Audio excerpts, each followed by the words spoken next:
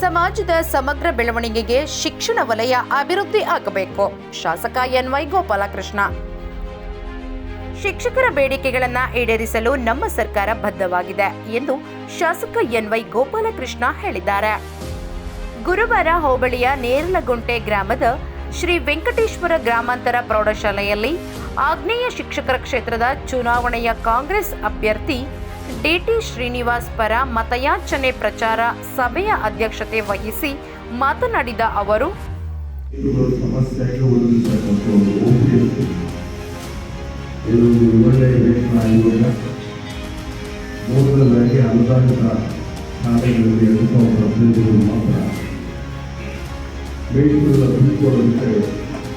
ಅವಕಾಶ ಮಾಡಿಕೊಳ್ಳಿಕ್ಕೆ ಕಾಪಾಡಿಕೊಳ್ಳುವುದು ಈಗ ನಾವು ಗಮನಕ್ಕೆ ತಂದಿದ್ದೇವೆ. ಬಹಳ ಮುಖ್ಯವಾಗಿರ್ತಕ್ಕಂಥ ಬೇಡಿಕೆಗಳಿದ್ದಾರೆ. ರೈತರಲ್ಲಿ ಓದ್ಕೊಳ್ಳೇಬೇಕು. ಆ ಪರೀಕ್ಷೆಗೆ ಹೆಚ್ಚಾಗಿ ಶಾಲೆಗಳಲ್ಲಿ ಹೋಗ್ತಕ್ಕಂಥ ಮಕ್ಕಳ ಭವಿಷ್ಯದ ಬಗ್ಗೆ ನಾವು ಹೆಚ್ಚಿನ ವಿಚಾರದಲ್ಲಿ ನಾವು ಮಾತಾಡಬೇಕಾಗ್ತದೆ. ಪಾಠ ಮಾಡೋ ರೈತರು ಏನಂತಂದರೆ ಇನ್ನು ಮಕ್ಕಳು ನಿಂತು ಕನ್ನಡ ಮೇಲ್ತಿರೋ ಕೆಲವು ಕಡೆ ಇಂಗ್ಲೀಷ್ ಪಾಠ ಮಾಡ್ತಾರೆ. ಪಾರ್ಟಿ ಮೇಲ್ತರು ಮ್ಯಾಥಮೆಟಿಕ್ಸ್ ಮಾಡ್ತಾರೆ. ಅವರು ಎಷ್ಟು ಮಂದಿ ತಿಳ್ಕೊಂಡಿರ್ತಾರೆ, ಮಕ್ಕಳು ಎಷ್ಟು ಮಂದಿ ಮಾತಾಡ್ತಾರೆ. ನಮ್ಮದು ಎಲ್ಲ ಕಾಮನ್. ಯಾವುದೇ ಸರ್ಕಾರ ಬಂದರೂ ಇದಕ್ಕೆ ಆದ್ಯತೆ ಕೊಡಬೇಕಾಗಿದ್ದು ಪ್ರಥಮವಾಗಿ ಬರ್ತಕ್ಕಂಥದ್ದು ಪ್ರಜಾಪ್ರಭುತ್ವ ಬಂದಂಥ ಸಂದರ್ಭದಲ್ಲಿ ಫಂಡಮೆಂಟಲ್ ರೈಟ್ಸ್ ಅಂತ ಏನದು ಸಂವಿಧಾನ ಬಂದಿರ್ತಕ್ಕಂಥ ಹಕ್ಕುಗಳಲ್ಲಿ ಪ್ರಮುಖವಾಗಿ ಬರ್ತಕ್ಕಂಥ ಮೂಲಭೂತ ಸೌಕರ್ಯಗಳಲ್ಲಿ ಬಹಳ ಮೂಲಗಳಿವೆ.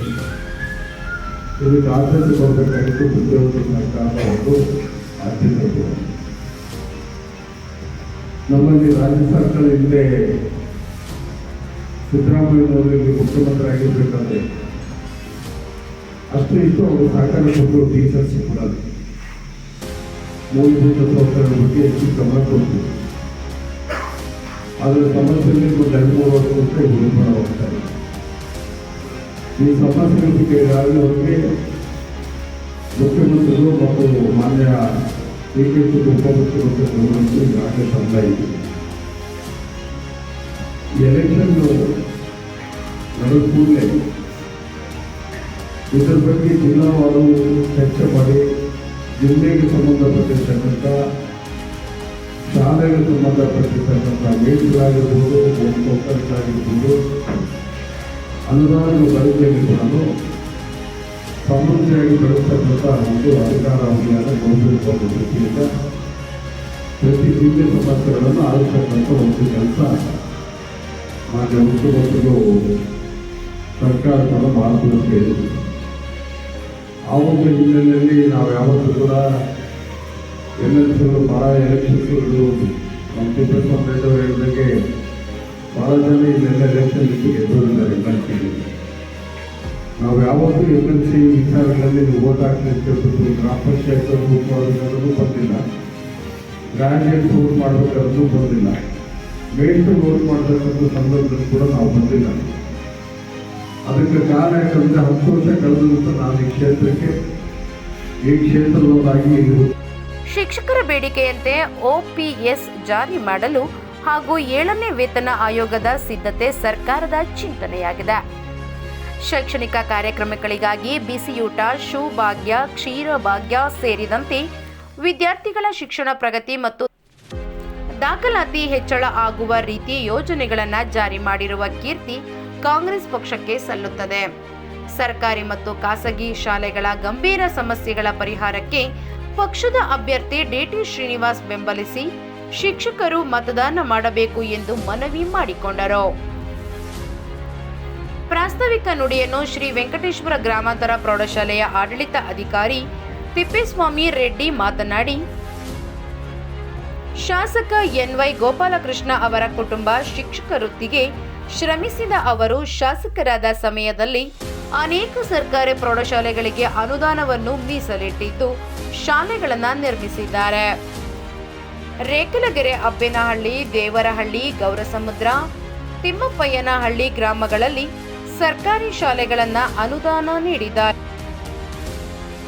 ರೈತರ ಅನುಕೂಲಕ್ಕಾಗಿ ಮೊನ್ನೆ ತಾನೇ ಹಿರೇಮಲ್ಲನಹೊಳೆ ಜಿನಗಿ ಹಳ್ಳ ಚಾನಲ್ ನವೀಕರಣಕ್ಕೆ 5 ಕೋಟಿ ಅನುದಾನ ಬಿಡುಗಡೆ ಮಾಡಿ ರೈತರಿಗೆ ಅನುಕೂಲ ಮಾಡಿಕೊಟ್ಟಿದ್ದಾರೆ ಎಂದರು.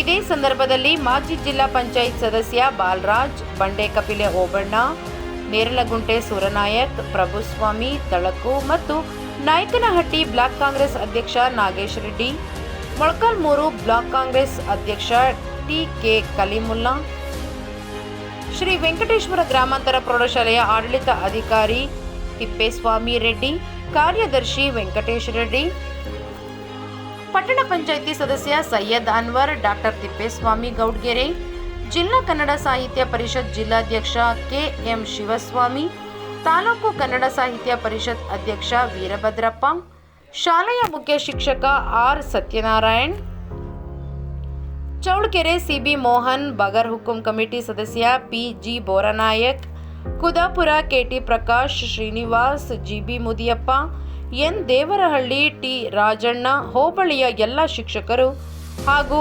ಕಾರ್ಯಕರ್ತರು ಇದ್ದರು.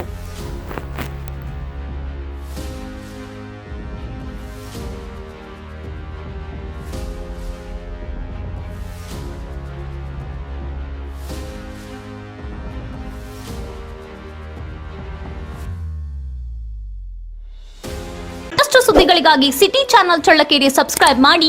ನಮ್ಮ ಚಳ್ಳಕೆರೆ ಟಿವಿಯನ್ನು ಪ್ರತಿದಿನ ಸಂಜೆ 8 ಗಂಟೆಗೆ ವೀಕ್ಷಿಸಿ.